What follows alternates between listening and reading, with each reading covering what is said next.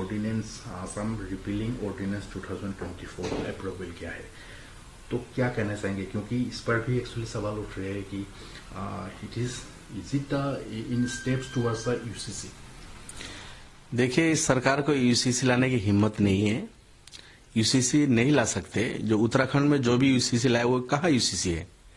उसमें यूसीसी थोड़ा इसको कहा जाता है। यूसीसी तो वो होगा कि इंडिया में बसने वाले 140 करोड़ आदमी, हर किसी का जो समानता हर काम में, तो उसको कहा जाएगा यूसीसी। लेकिन उसमें तो ऐसा कुछ है ही नहीं। उसमें कुछ शादी ब्याह, कुछ तलाक और कुछ इस तरह के कुछ प्रॉपर्टी देने में ये सब है।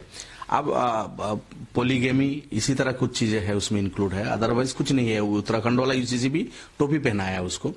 तो आसाम में भी ये ट्राई कर रहा था कि यूसीसी लाएंगे, तो मेरे ख्याल में यूसीसी ला नहीं सकते। यहाँ बहुत सारे कास्ट कम्युनिटी के लोग हैं जो यूसीसी यहाँ लाके जो करना चाहते हैं वो खुद उनके कम्युनिटी में है।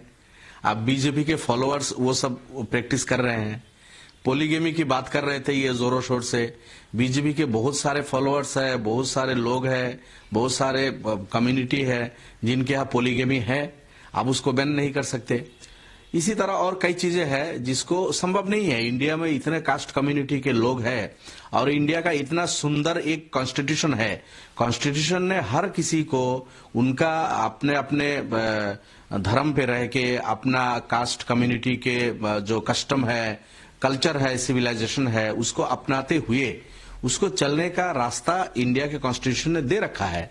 और उसमें बढ़िया, उसमें फ्रीडम ऑफ फेथ है, फ्रीडम ऑफ वर्शिप है, फ्रीडम ऑफ स्पीच है, फ्रीडम ऑफ चॉइस है। ये सब चीजें इंडिया के कॉन्स्टिट्यूशन में है, तो उसको नहीं बातिल कर सकते।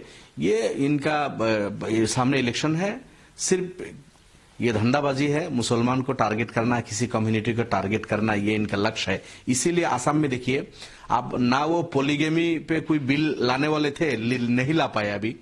यूसीसी पे भी बिल लाने वाले थे, उसको भी नहीं ला पाया, अभी हिम्मत नहीं हुई इनकी। ये भी जानते हैं लाएंगे तो कोर्ट में जाके वो गिर जाएगा। इसलिए अभी the Assam Muslim marriages and divorce act 1935 का जो है उसको ये रिपील कर रहा है। ये कैबिनेट ने कल ये डिसीजन लिया है। कैबिनेट को, आसाम कैबिनेट को ये हक कहा है कि इंडिया का कॉन्स्टिट्यूशन ने एक राइट किसी कम्युनिटी, किसी धर्म के लोगों को दे रखा है। अब मुसलमान कैसे विवाह करेगा वो तुम तय करोगे क्या? मुसलमान कैसे विवाह करेगा वो तो इस्लाम धर्म में जो दिया हुआ है और इंडिया का कॉन्स्टिट्यूशन ने जो अलाउ किया है उसी हिसाब से होगा। देखिए, इसको इतना हाईलाइट करने की जरूरत नहीं है।